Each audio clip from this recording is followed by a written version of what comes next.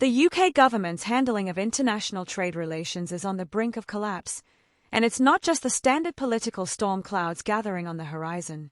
A perfect storm of economic crises is emerging, with the Trump administration leading the charge against British businesses, and the UK's leadership scrambling to hold the ship together. If there's ever been a moment for the government to prove it can navigate the economic landscape, it is now. Yet, despite the gravity of the situation, the UK is eerily unprepared, out of touch with the immediate needs of its industries, and vulnerable to the whims of an unpredictable, aggressive foreign policy from Washington.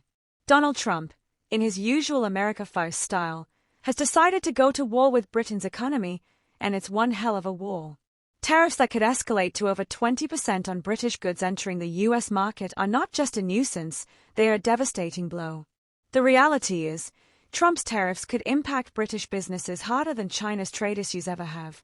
And while UK businesses can already feel the sting of declining exports, this new policy could deliver a gut punch that leaves UK companies gasping for air. The UK government's response to this growing crisis, a classic display of indecision and avoidance. When confronted with these tariffs, there was no urgency, no recognition of the catastrophic potential of the situation. Secretary of State Peter Kyle's response that the UK will take a cool and clear look at the matter is nothing short of disastrous. In situations like this, there's no room for passive reflection, there's only room for rapid, decisive action. Instead, the government has chosen to sit back and wait for the inevitable damage to unfold. And let's be clear, Trump is not just pushing for tariffs. He's going after the very core of the UK's trade systems, targeting the VAT and using it as a bargaining chip to bend the UK to America's will. That means food standards, manufacturing regulations, and even the safety standards in pharmaceuticals could come under attack. This isn't just a trade war, it's an attempt to force the UK to surrender its independence in how it runs its domestic affairs. And once again, the UK government is caught off guard, treating this as just another squabble with a foreign power. At the heart of this turmoil is a looming economic disaster that could wipe out £24 billion from the UK economy. Rachel Reeves, the Chancellor, has yet to get a grip on the economic levers she was elected to control. Her so-called recovery plans are crumbling under the weight of Trump's tariff war, and the economy, already struggling with sluggish growth, could be thrown into a tailspin that sends the UK into recession. This isn't some hypothetical future scenario, it's a clear and present danger that is actively eroding the UK's economic stability. There's more at play here than just a handful of tariffs. The UK's largest trading partner is making it clear that it will not let Britain get off easy. The consequences for the UK's economy are immediate: weakened exports, a faltering pound, and the potential for rising inflation, all of which could send interest rates skyrocketing. These aren't just numbers on a page, they are the very real impacts that will make the daily lives of Britons harder. Businesses will suffer, and consumers will be hit with higher prices for goods and services. This is the economic reality the UK faces, and it's one that the government is woefully unprepared for. But the disaster doesn't stop with trade.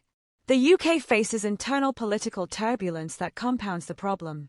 Reform UK, Nigel Farage's political party, is on the rise, and the Labour Party is right to be terrified. Farage's party is gaining traction in ways that should have Labour shuddering.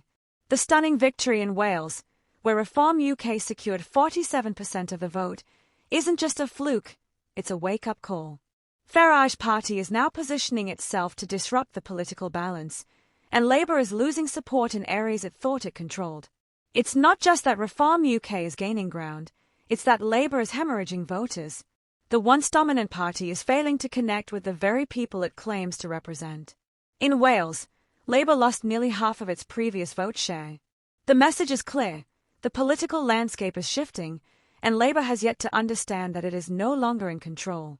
Reform UK's success at the local level signals a broader trend, one that Labour is ill-equipped to confront.